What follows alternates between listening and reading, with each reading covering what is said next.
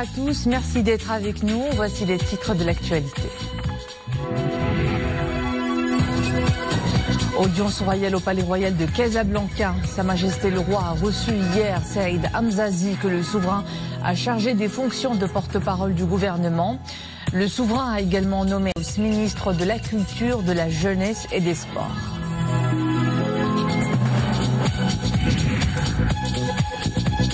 Depuis hier, le port de masque est obligatoire pour toute personne se trouvant à l'extérieur de son lieu de résidence. Un geste barrière recommandé par l'OMS pour freiner la contamination.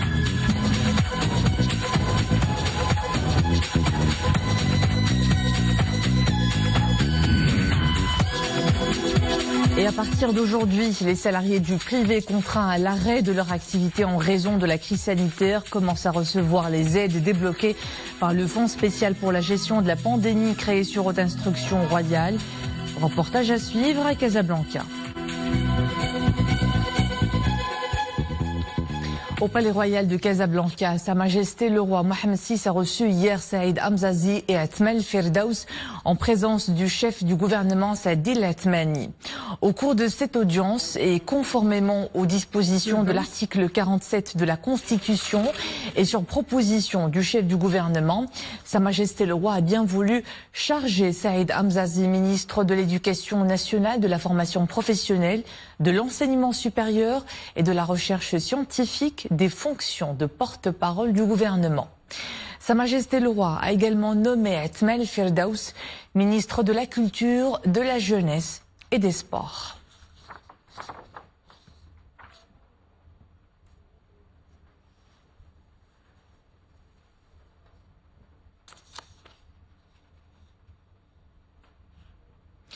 À la une également, Sa Majesté le Roi Amir al-Mu'minin et Nader suprême des Waqf a décidé d'exonérer des droits de bail les locataires des locaux des habous consacrés au commerce, aux métiers, aux services et à l'habitation, à l'exception des fonctionnaires pendant toute la période d'urgence sanitaire.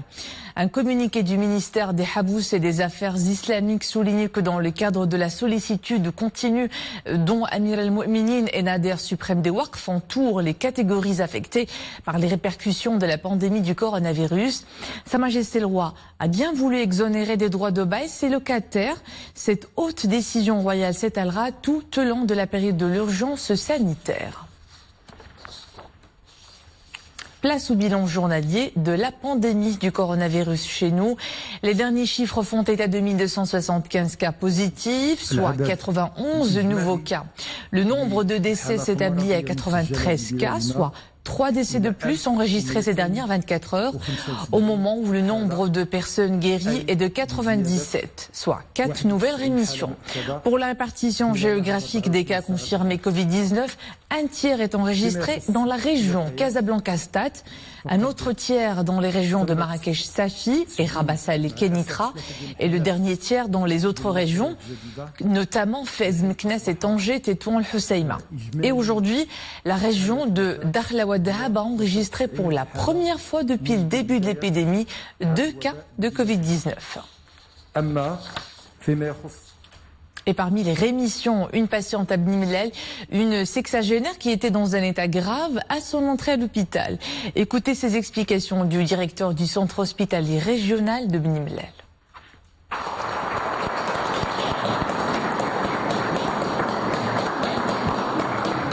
Aujourd'hui, on est heureux d'enregistrer le premier cas guéri à l'hôpital de Bni Mellal. Il s'agit d'une dame de 68 ans qui était admise il y a 2 semaines pratiquement et qui était admise dans un état relativement grave. Alhamdoulilah, aujourd'hui, il s'était bien porté, il s'est négatifié, il est déclaré guéri. Je profite de cette occasion pour souhaiter le même sort à tous les patients atteints de Covid-19 et je profite également de l'occasion pour féliciter toutes les équipes médicales, paramédicales, administratives, aussi bien militaires que civiles, qui ont veillé sur les patients tout en leur demandant bien sûr de déployer davantage d'efforts pour pouvoir vaincre cette pandémie, Inch'Allah. Et le Royaume met les bouchées doubles pour accroître ses capacités hospitalières dans la lutte contre la pandémie. Sur haute instruction de Sa Majesté le Roi, chef suprême et chef d'état-major général des forces armées royales, la médecine militaire se joint activement à la médecine civile. Des efforts conjugués pour la prise en charge des patients atteints du Covid-19 dans les meilleures conditions. Nous verrons cette fois à l'hôpital provincial de Saouira, dans ce reportage d'Abdelghani Tarawi commenté par Zakaria Moukimbila. L'hôpital provincial Sidi Mohamed Ben Abdillah de Saouira. Des dispositifs sont mis en place pour l'accueil et la prise en charge d'éventuels cas Covid-19. Un circuit spécial est réservé au triage des patients.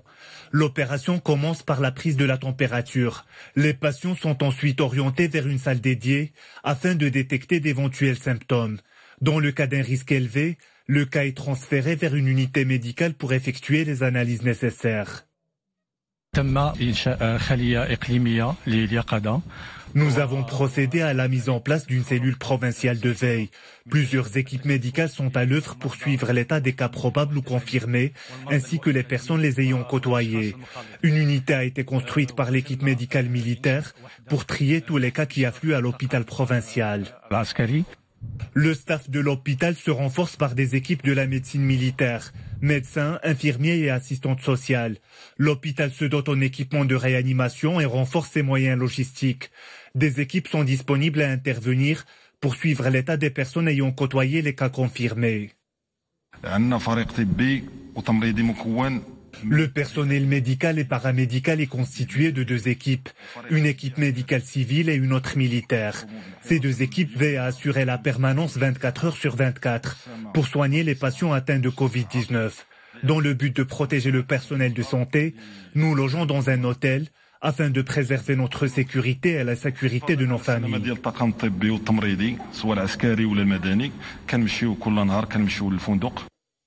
Les cas atteints de Covid-19 sont suivis dans des unités d'isolement où ils reçoivent le traitement. Les équipes médicales déploient beaucoup d'efforts pour les accompagner. Suivi médical et soutien psychologique. Une mobilisation tous azimuts pour traiter les patients atteints et endiguer la propagation du coronavirus. La mobilisation des moyens humains et matériels est son précédent pour barrer la route de Covid-19 depuis 3 jours. Une polyclinique de la CNSS est mise à la disposition de la Direction régionale de la santé, Casablanca-Stat, une structure hospitalière dotée des équipements nécessaires pour la prise en charge en cas de besoin des malades contaminés au nouveau coronavirus. Sarah Katir. Mise à la disposition des autorités publiques de Casablanca dans le cadre de la lutte contre le Covid-19, la polyclinique Ziraoui de la Caisse nationale de sécurité sociale est dotée des équipements nécessaires pour la prise en charge des malades contaminés par le coronavirus. La polyclinique Ziraoui est une grande entité de 140 lits, dont 10 lits de réanimation et 8 lits en soins intensifs, pourvu aussi d'un laboratoire performant et d'un service d'imagerie médicale comprenant un scanner. Et comme vous le savez, le scanner dans la lutte contre cette maladie a un rôle important aussi bien pour le diagnostic que pour le suivi des patients. Les autorités locales œuvreront en parallèle à fournir le soutien logistique nécessaire pour mener à bien cette opération. La CNSS met à la disposition des autorités sanitaires la structure, mais prend en charge la plupart des charges qui vont avec et met à la disposition le personnel qui s'est porté volontaire et il faut le remercier pour cela. Cet élan de solidarité volontaire entre dans le cadre du renforcement des mesures proactives et préventives entreprises dans tout le royaume afin de lutter contre la pandémie du coronavirus.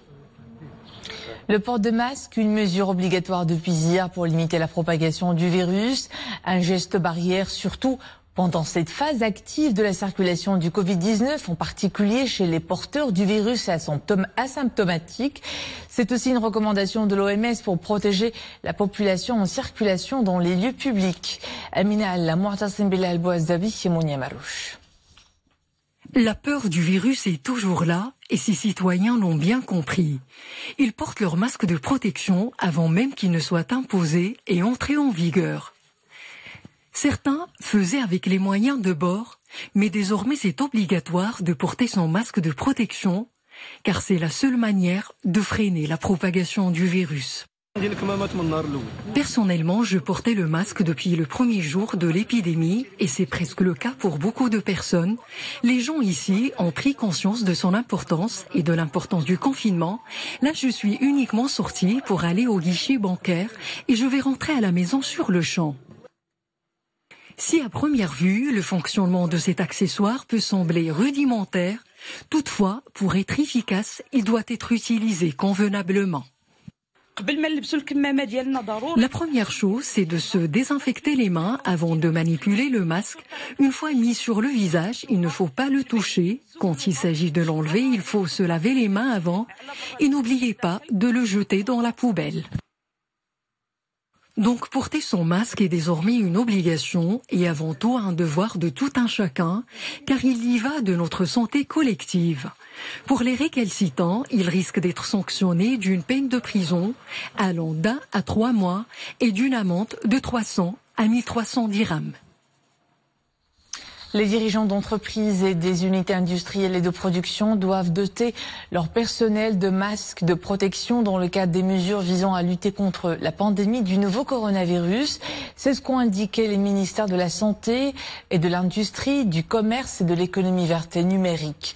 Les masques de protection doivent être remplacés toutes les 4 heures, ont-ils souligné dans un communiqué conjoint, insistant à cet égard sur l'impératif pour les employeurs de veiller à la mise en œuvre des recommandations du ministère de la Santé au sein des espaces de travail.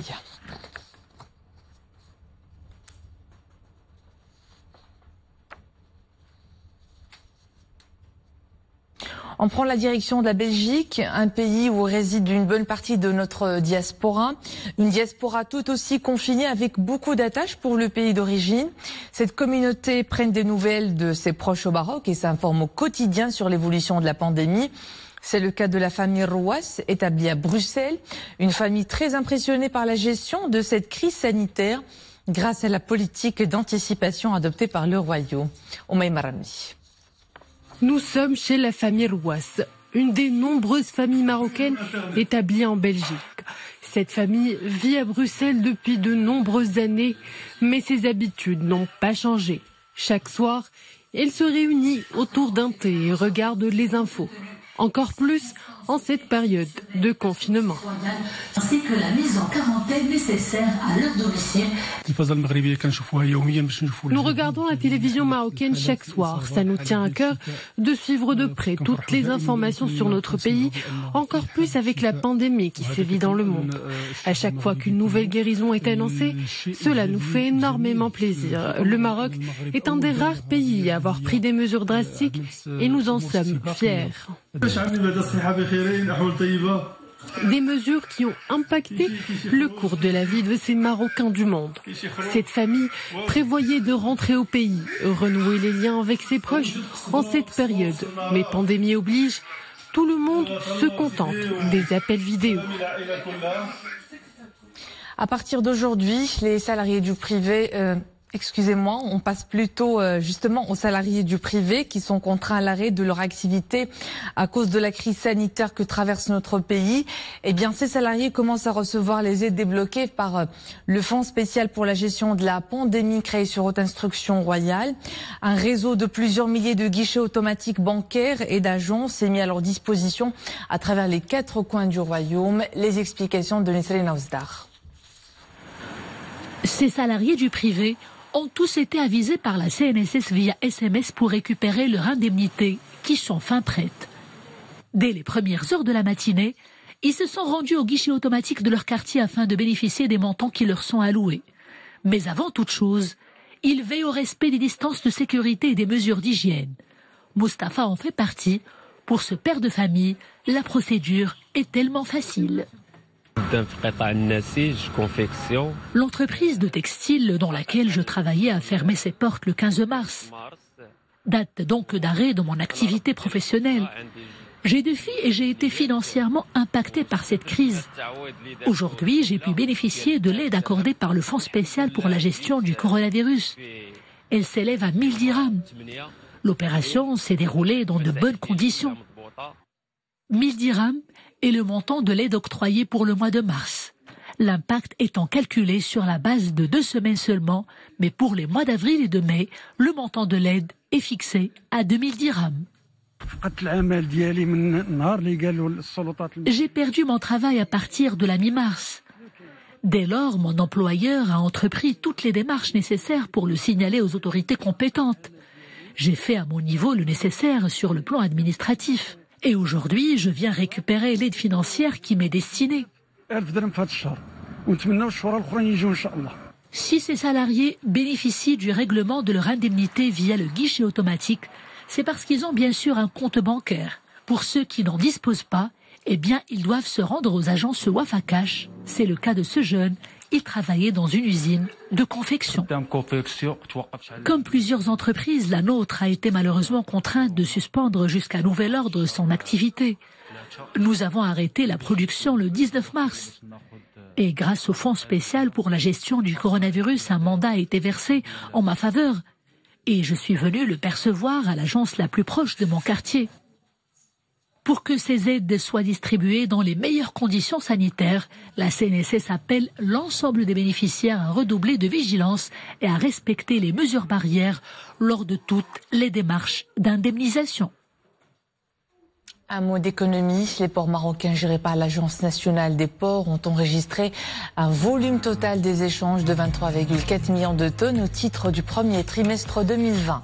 Une croissance de 7,3% par rapport à la même période un an auparavant. Cette performance a été boostée par la bonne orientation, aussi bien des importations que des exportations dans plusieurs secteurs, comme les céréales, le charbon, les hydrocarbures et l'activité phosphatière, marquée notamment par un fort rebond des ventes à l'étranger d'engrais de 60,3%. Dans le cadre de la politique de réponse proactive de notre pays à la crise de la pandémie de Covid-19, le Maroc a procédé hier à un tirage sur la ligne de précaution et de liquidité pour un montant équivalent à près de 3 milliards de dollars, remboursables sur 5 ans avec une période de grâce de 3 ans. C'est ce qu'indique Banque El Maghreb dans un communiqué. Le tirage sur la ligne de précaution et de liquidité contribuera à atténuer l'impact de la crise mondiale actuelle sur l'économie du Royaume et à maintenir les réserves de change à un niveau adéquat, à même de consolider la confiance des investisseurs étrangers et des partenaires multilatéraux et bilatéraux dans l'économie marocaine. Le tirage sur cette ligne de liquidité sera mis à la disposition de Banque El Maghreb et affecté essentiellement au financement de la balance des paiements et n'impactera pas la dette publique, explique la Banque centrale. Cette nouvelle décision vient s'ajouter aux mesures prises par le comité de veille économique et aux efforts en matière de mobilisation des financements extérieurs. Le tirage sur cette ligne de liquidité constitue une première dans les transactions financières du Maroc avec le FMI. Qu'est-ce qu'une ligne de précaution et de liquidité et pourquoi ce tirage ? Éclairage avec Fouzia Zahboul, directrice du Trésor et des Finances extérieures au ministère de l'Économie, des Finances et de la Réforme de l'Administration. Comme son nom l'indique, la ligne de précaution et de liquidité est une ligne de précaution qu'on contracte par précaution pour bénéficier d'une liquidité instantanée en cas de choc international sévère. Et il est normal que le Maroc tire sur cette ligne parce que le Maroc a contracté cette ligne depuis 2012 et nous l'avons renouvelée tous les 2 ans. Mais l'objectif principal, on n'a jamais tiré sur cette ligne, on l'a toujours gardée par précaution en cas de choc international. Et là, nous sommes en plein dans le choc international. Donc nous avons fait ce tirage. Et bien évidemment, ce n'est pas un tirage qui va impacter la dette parce qu'on ne va pas l'utiliser pour le financement du déficit du Trésor, mais il est destiné au soutien de la balance des paiements. Donc pour faciliter un peu l'approche, je dirais que ça sera une sorte de dépôt à la Banque centrale, à Banque El Maghreb, pour qu'elle puisse soutenir la balance des paiements. Depuis plusieurs semaines maintenant, le monde fait face à la crise sanitaire sans précédent du coronavirus. On dépasse désormais la barre des 80 000 décès à travers le globe. Les États-Unis approchent les 400 000 cas et les 13 000 morts. Le nombre du décès repart à la hausse en Espagne et au Royaume-Uni. La France recense près de 9 000 morts et plus de 7 000 personnes en réanimation. En Russie, le président Vladimir Poutine déclare le mois d'avril chômé, mais les salaires préservés. Au Portugal, les autorités préviennent que l'état d'urgence sanitaire décrété le 18 mars risque de durer plusieurs mois encore. Et en Inde, le Premier ministre Narendra Modi a annoncé un confinement total de 3 semaines pour ses 1,3 milliard d'habitants. Et c'était le mot de fin de cette édition. Merci à vous de nous suivre. L'info est de retour à 21h avec Nadia Modène. Au plaisir de vous retrouver demain. Bonne soirée.